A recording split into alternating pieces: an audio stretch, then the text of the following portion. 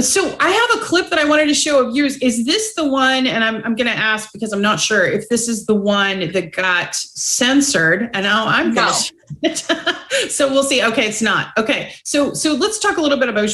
Do you mind, Oz? We're gonna. And by the way, thank you again to B&B Engineering for being with us. And so Oz, thank you. So let's go ahead and do this little clip here. So what are we looking at? So this is a picture of the Ukrainian military going after these civilians.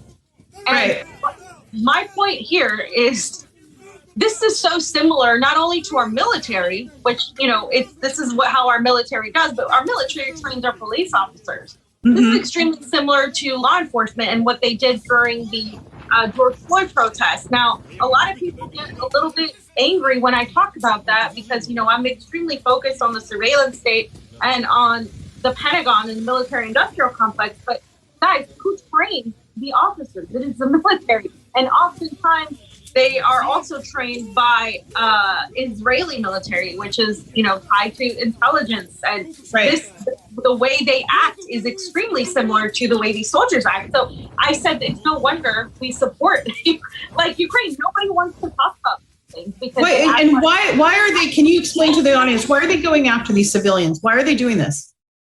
Oftentimes it's in particular in this case, it's because they see them as being pro-Russia or not, or it could be for whatever reason. We've seen the clips of them being tied to the poles, and for multiple reasons. It was, they said something wrong. They did something that was pro-Russia. They didn't listen to a command they were supposed to listen to. There have been videos that have been published, especially on Telegram, because it's hard to publish them on Twitter nowadays, but where they are trying to escape. Ukrainian civilians are trying to leave the cities, and they are either gunned down or prevented from leaving because that is the allegations that have been largely supported by the on-the-ground videos and a lot of on-the-ground journalists like Patrick Lancaster, who is from PL News, who has been documenting everything on Ukraine. Eva Bartlett has also been out there documenting things on Ukraine. And basically, they are prevented from leaving because in order to get make Russians attack civilians, what they do is they use them as human shields. And then they're like, oh, see, the Russians attacked this school. That's where they were hiding their weapons, but we're going to have civilians there unable to escape. So we can say, oh, Russians are killing civilians. And that's what's been happening. When you say that, they're like, oh, you're just feeding Russian propaganda. But there are countless videos and countless evidence showing that. And if all of that were the lie, Tara, if all of that was the lie, if this video was Russian propaganda, if these people weren't attacking their own, then why such a need to suppress everything that contradicts the narrative? It's the same issue that I've had with the pandemic situation. If you're so secure as to what this is, allow the public to decide, here's this information on this side and here's this information on the other. But that's not allowed anymore. You can only look at the information the State Department and the people who got us into a war in Iraq, who lied us into weapons of mass destruction. You can only look at those news sources. You cannot look at anybody that dissents from that narrative. Yes, we are evolving to a point where we cannot even have a conversation. It's not allowed. And that type of censorship, to me, points to the absolute weakness of the leadership and the empire, the Western Empire. It's falling. It's failing. Our world is in shambles. Our infrastructure is. We have a 40-year high in inflation. Now they're talking about a food shortage. All of this is unnecessary because I have said from the beginning, the demands, and I don't know if you agree with what I'm saying here, but the demands from Russia were reasonable. They were asking for Ukraine to be neutral.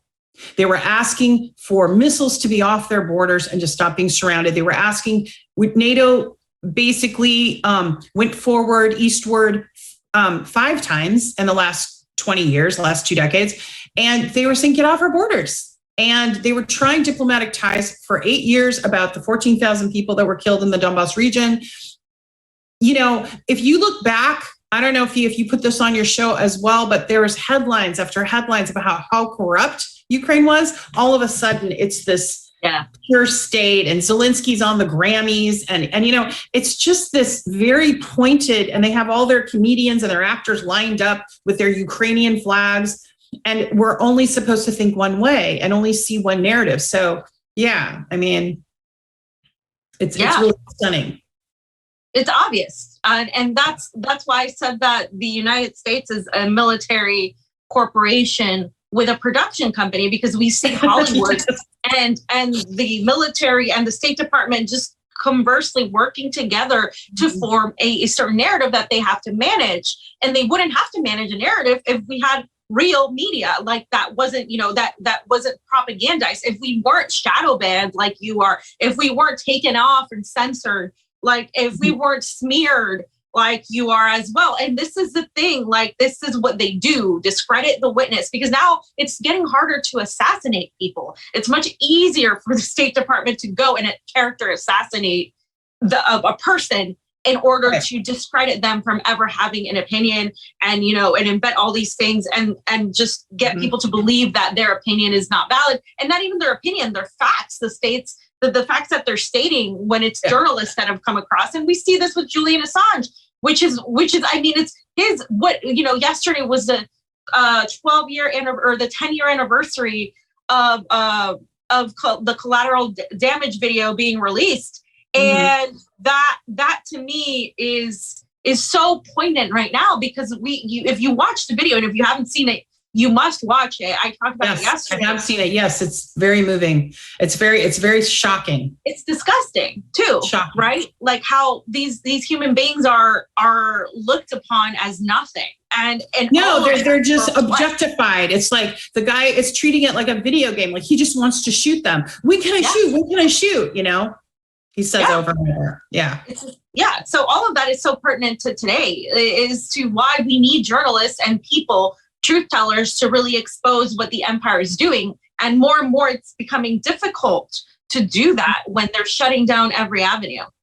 Yeah, Darth Vader is not Vladimir Putin. Darth Vader is Joe Biden. And I've said this from the beginning. They're the wolves in sheep clothing, the Biden administration. They come out like with rainbows and like, look at, we're so inclusive. Yeah, they're inclusive with who they kill.